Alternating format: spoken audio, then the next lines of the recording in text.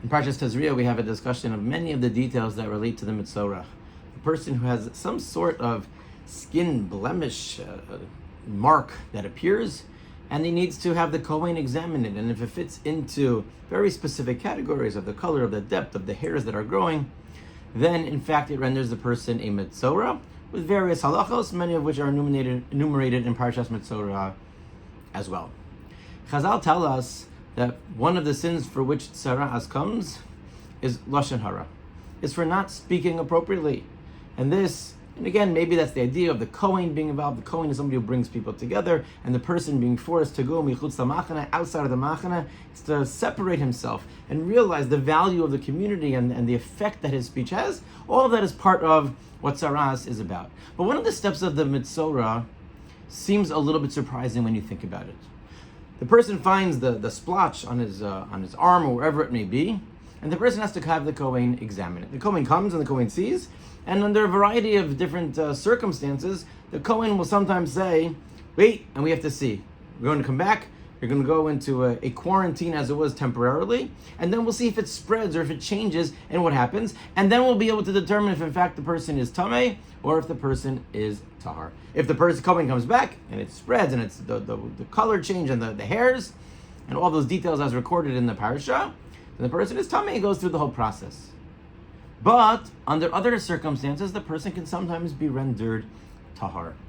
And the question is, this person who becomes tahar, so what was the purpose of HaKadosh Baruch Hu sending that tzaras? If the idea of the Metzora is that the person is being punished for lashon hara, for speaking improperly, this person did not speak lashon hara. This person did not speak inappropriately.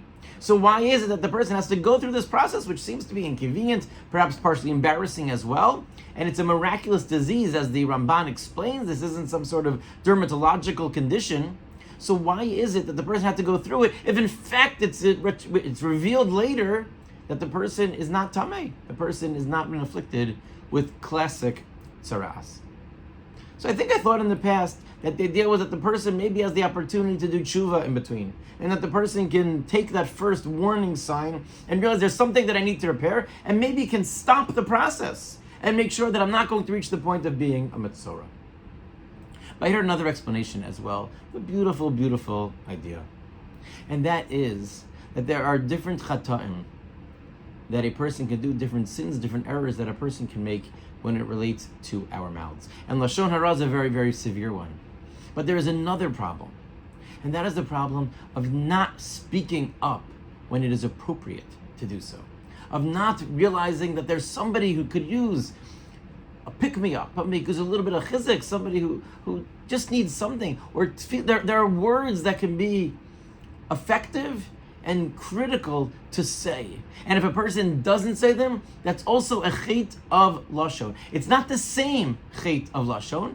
It's not going to be exactly the same, and therefore it does not render the person to actually be a Metzora. The person does not attain that status. But it's a reminder. It's still a wake-up call to the person that it's not just what we don't say. It's not just that you don't get punished only for what we do say that's inappropriate, but when we don't say something, when we should say something, that is also a critical component. That's another lesson of the Metzora, is the idea of making sure that we use our words. It's not just sur meira, it's not just avoiding the bad, but it's asay tov.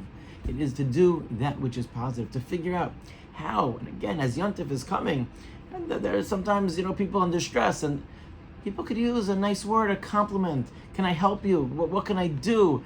Lift me up. Things are going difficult. Something doesn't go quite right. Those words are also very, very impactful. And part of the lesson of Metzora is not just avoiding, but figuring out how to use our words in a proper way, in an effective way, in order to lift up those around us. And maybe that's the in-between category. The person who gets the tzaras, but it doesn't develop all the way. It's that reminder that we are careful with what we say, but we also need to be careful in that we use the right words in order to lift up all of those around us.